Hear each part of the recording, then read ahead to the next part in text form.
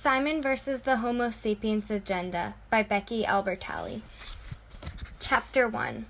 It's a weirdly subtle conversation. I almost don't notice I'm being blackmailed. We're sitting in metal folding chairs backstage, and Martin Addison says, "I read your email." "What?" I look up. "Earlier, in the library. Not on purpose, obviously." "You read my email?" "Well, I used the computer right after you," he says, "and when I typed in Gmail, it pulled up your account. You probably should have logged out." I stare at him, dumbfounded. He taps his foot against the leg of his chair.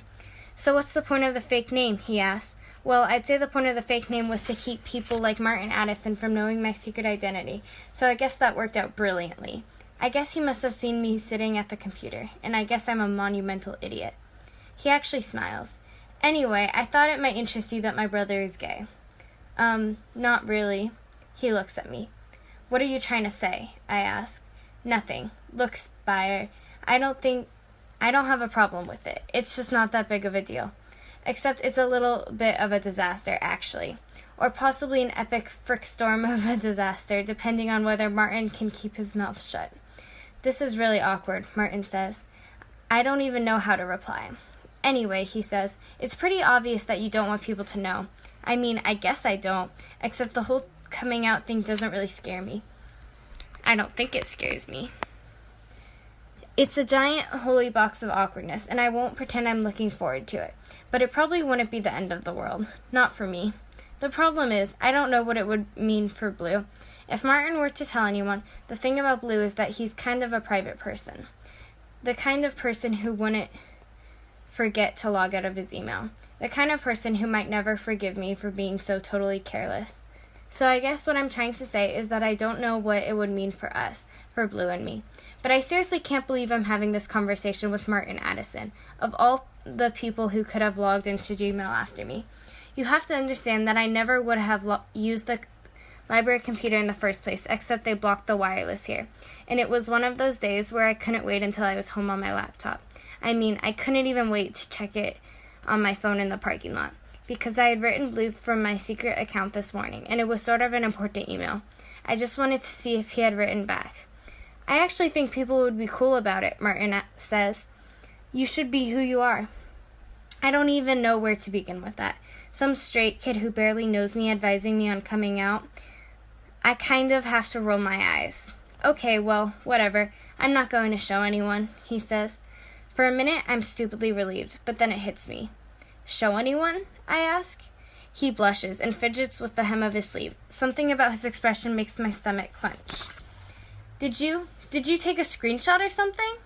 "Well," he says, "I wanted to talk to you about that." "Sorry, you took a screenshot?" He purses his lips together and stares over my shoulder. "Anyway," he says, "I know you're friends with Abby Suso, so I wanted to ask, seriously? Or maybe we could go back to you telling me why you took a screenshot of my emails." He pauses. "I mean, I guess I'm wondering if you want to help me talk to Abby." I almost laugh. "So what, you want me to put in a good word for you?" "Well, yeah. And why the hell should I do that?" He looks at me, and it suddenly clicks. This Abby thing, this is what he wants from me. This in exchange for not broadcasting my private emails. And Blue's emails. Jesus Christ, I mean, I guess I figured Martin was harmless, a little bit of a goobery nerd, to be honest, but it's not like that's a bad thing. And I've always thought he was kind of hilarious, except I'm not laughing now. "You're actually going to make me do this," I say. "Make you? Come on, it's not like that." "Well, what's it like?" "It's not like anything. I mean, I like this girl. I was just thinking you would want to help me here, invite me to stuff when she'll be there, I don't know." "And what if I don't? You'll put the emails on Facebook? On the Tumblr?" Jesus, the Creek Secrets Tumblr. Ground zero for Creekwood high school gossip. The entire school would know within a day. We're both quiet. "I just think we're in a position to help each other out," Martin finally says. I swallow thickly. "Paging Marty," Miss Albright calls from the stage. Act 2, Scene 3. "So just think about it." He dismounts his chair. "Oh yeah, I mean, this is so goddamn awesome," I say. He looks at me, and there's this silence. "I don't know what the hell you want me to say," I add finally. "Well, whatever."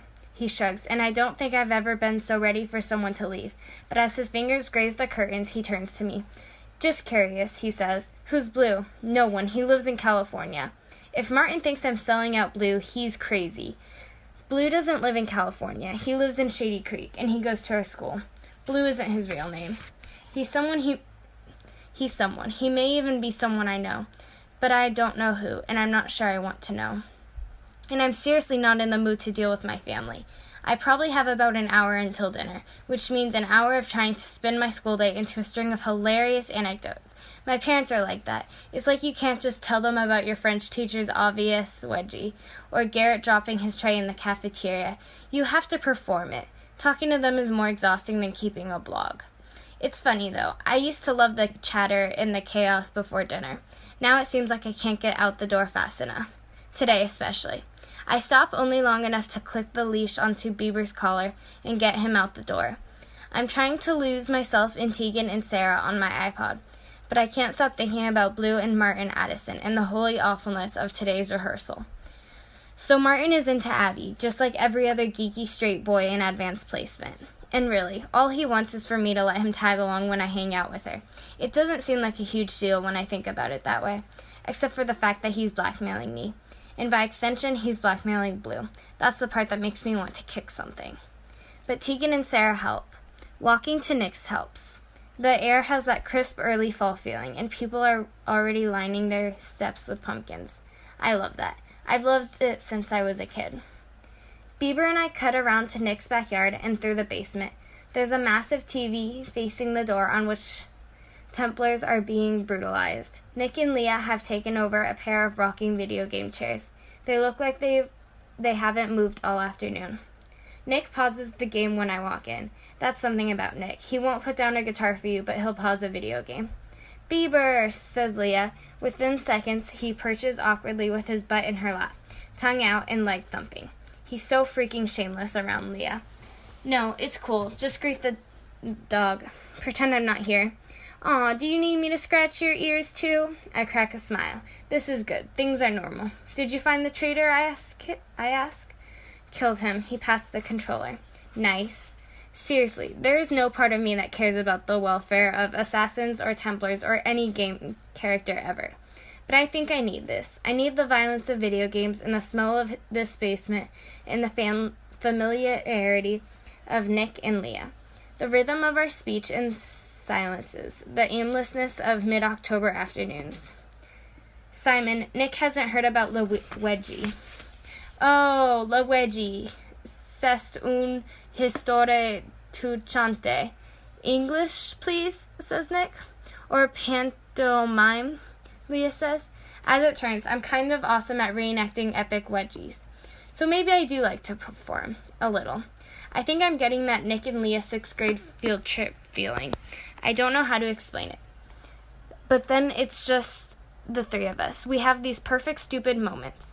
Martin Addison doesn't exist in this kind of moment. Secrets don't exist. Stupid, perfect. Leah rips up a paper straw wrapper, and they're both holding giant styrofoam cups of sweet tea from Chick-fil-A. I actually haven't been to Chick-fil-A for a while. My sister heard they donate money to screw over gay people, and I guess it started to feel weird eating there.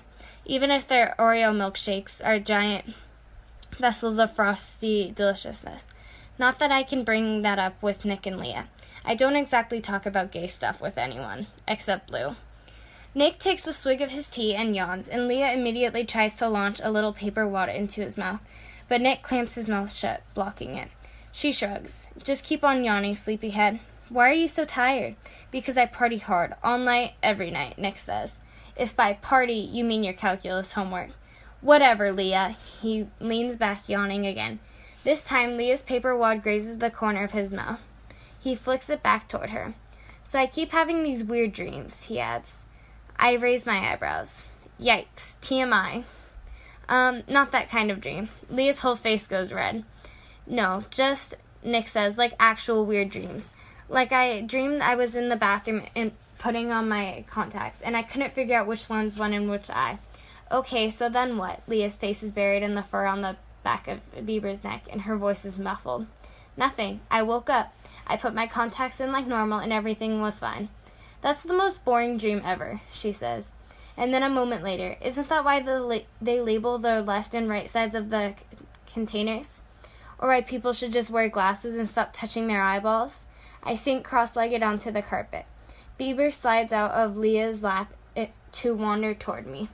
And because your glasses make you look like Harry Potter, right, Simon? One time. I said it once. Well, I think my unconscious is trying to tell me something. Nick can be pretty single-minded when he's feeling intellectual. Obviously, the theme of the dream is vision. What am I not seeing? What are my blind spots? Your music collection, I suggest. Nick rocks backward in the video game chair and takes another swig of tea. Did you know Freud interpreted his own dreams when he was developing his theory? And he believed that all dreams are a form of unconscious wish fulfillment. Leah and I look at each other, and I can tell we're thinking the same thing. It doesn't matter that he's quite possibly talking complete bullshit, because Nick is a little bit irresistible when he's in one of his philosophical moods. Of course, I have a strict policy for not falling for straight guys. At least, not confirmed straight guys. Anyway, I have a policy of not falling for Nick. But Leah has fallen, and it's caused all kinds of problems, especially now that Abby's in the picture. At first, I didn't understand why Leah hated Abby, and asking about it directly got me nowhere. Oh, she's the best. I mean, she's a cheerleader, and she's so cute and skinny. Doesn't that just make her so amazing? You have to understand that no one has mastered the art of deadpan delivery like Leah. But eventually, I noticed Nick switching seats with Bram Greenfeld at lunch. Calculated switching, designed to maximize his odds of sitting near Abby. And then the eyes, the famous Nick Eisner lingering lovesick eyes. We'd been down that vomit-inducing road before with Amy Everett at the end of freshman year. Though I have to admit there's something fascinating about Nick's nervous intensity when he likes someone. When Leah sees that look pass across Nick's face, she just shuts down. Which means there's actually one good reason for being Martin Addison's wingman matchmaker bitch. If Martin and Abby hook up, maybe the Nick problem will just go away. Then Leah can chill the heck out, and equilibrium will be restored. So it's not just about me and my secrets. It's hardly about me at all.